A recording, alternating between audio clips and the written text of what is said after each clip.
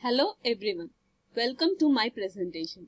Today I am going to explain about liquid fuels.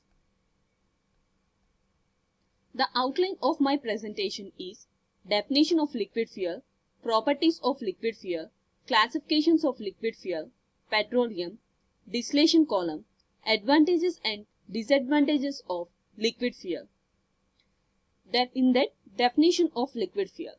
Liquid fuels are those combustibles that releases energy by generating molecules that can be harnessed to create mechanical energy.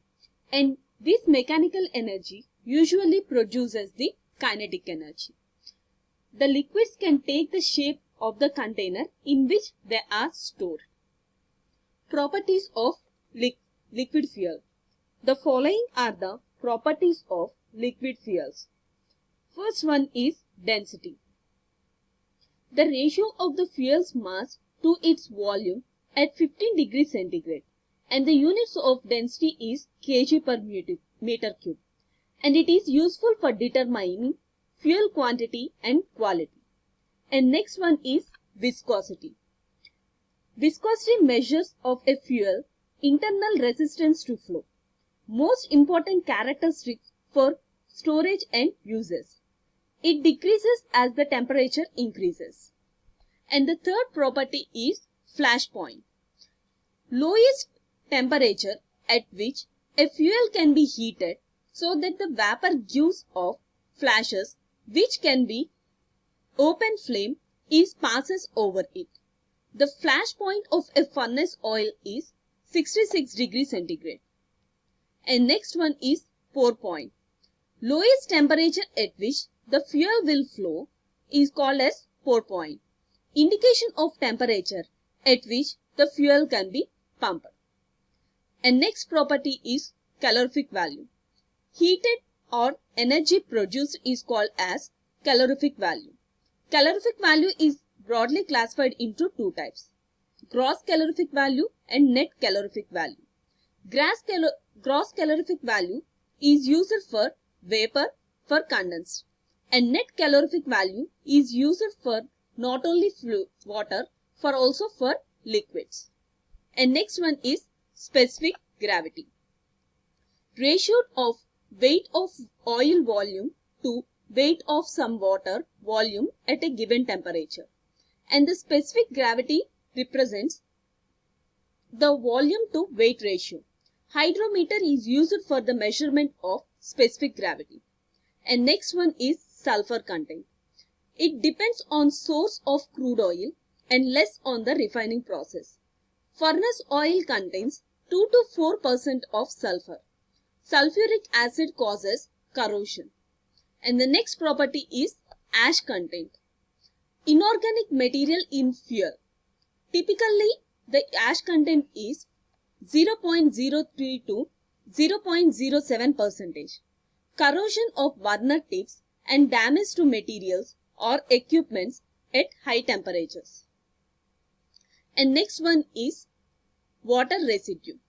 Normally low in furnace oil supplied, free or emulsified form, and it can damage furnace surface and impact flame.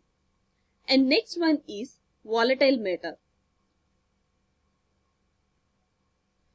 The definition of a volatility is that can be measured vapor pressure. The term volatile usually applied only for liquids. And the next property is corrosive property. Corrosion must be less for the liquid fuels. And the next property is gum content. The quantity of different fuels, example aircraft fuels and motor gasolines, and other volatile distillates can be verified by the amount of contaminants. The gum content is a non-volatile residue that is left after the evaporation of sample under controlled condition. And the next property is cetane number. Cetane number is the indication of combustion speed of diesel fuel and compressor needed for ignition. It plays a similar role for diesel as octane rating does for gasoline.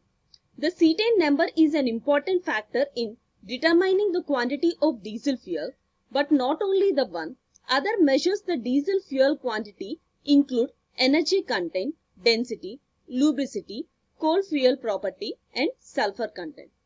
And the last property is octane number. Octane number is used for the measure of anti-knock properties of liquid motor fuel, with the higher number indicating a similar likelihood of knocking called as octane number. And the next one is classifications of liquid fuels.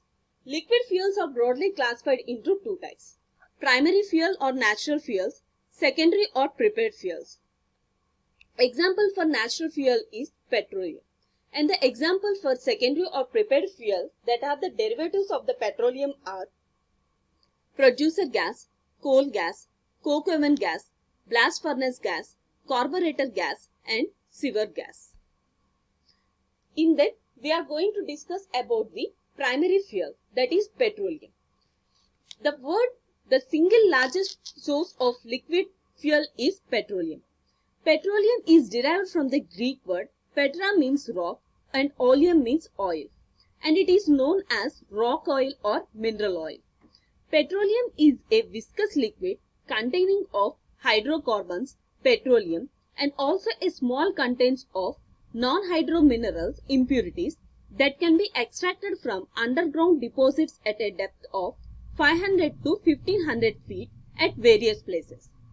And the compositions of a crude oil carbon contains 83 to 87% of hydrogen, 11 to 14% of nitrogen, 0 to 0.5% of sulfur, 0 to 6% of oxygen, and 0 to 3.5% of oxygenated compounds.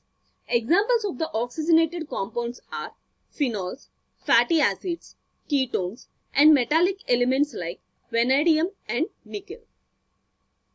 And the petroleum derivatives can be derived by using distillation column. And we take the crude oil, and if we heat the crude oil, it can be classified based on the different products. These are the different products obtained. And this is the distillation column. And if we heat the crude oil at the low boiling point, that is less than 85 degree Fahrenheit, the product is butane and lighter product.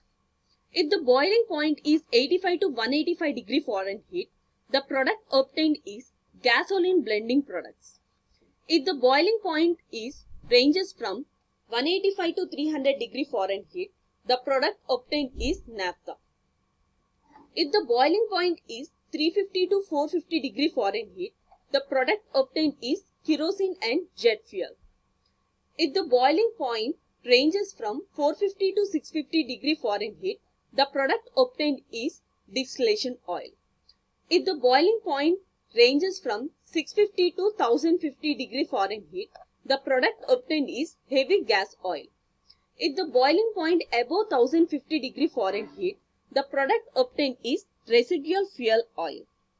And the petrol is defined as heavy fuel oil or a crude oil is imported and then refined at defined refineries. The refineries of crude oil supplies the most important product called as petrol. And the following table gives the composition of some of the liquid fuels used in terms of weight percentage. So these are the byproducts come from the distillation column.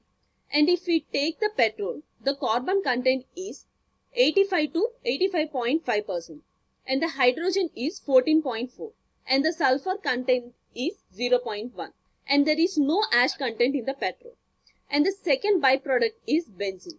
In the benzene, the carbon content is 91.7% and the hydrogen is 8.0% and the sulfur content is 0.3% and there is no ash content in the benzene. And the third byproduct is kerosene. In the kerosene, the carbon content is 86.3% and the hydrogen content is 12.8% and the sulfur content is 0.9% and there is no ash content in the diesel oil. And we take the byproduct light fuel oil.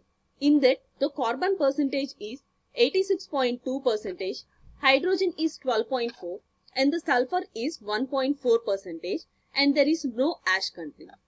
If we take heavy fuel oil, in that carbon content is 88.3%, hydrogen is 9.5%, and sulfur is 1.2%, and the ash content is 1%. In general, the liquid should have the following properties: low ash content, high heating value, low gum content, low sulfur content, less corrosive tendency, and low pour point. And the advantages and disadvantages of liquid fuel. The advantages of liquid fuels are: possess higher calorific value, combustion without the formation of dust, clinker and ash, firing easier and easily exhaustible, less excess furnace space, no wear and tear on furnace parts like solid fuels, low sulfur content weight, for equal heat output, less spacer than solid, and requires staff economy, and the absence of danger from spontaneous combustion, and it is very easily handling and transportation, and it is very easy to clean, no ash problem, and no detonation of oil in storage. And the following are the disadvantages of liquid fuels. Liquid fuels are costlier when compared to solid fuels, requires costly storage tanks, high risk of fire hazards, especially of volatile fluids, requirements of especially designed burners for efficient burning, and they give the less odor. So, these are the disadvantages of liquid fuels.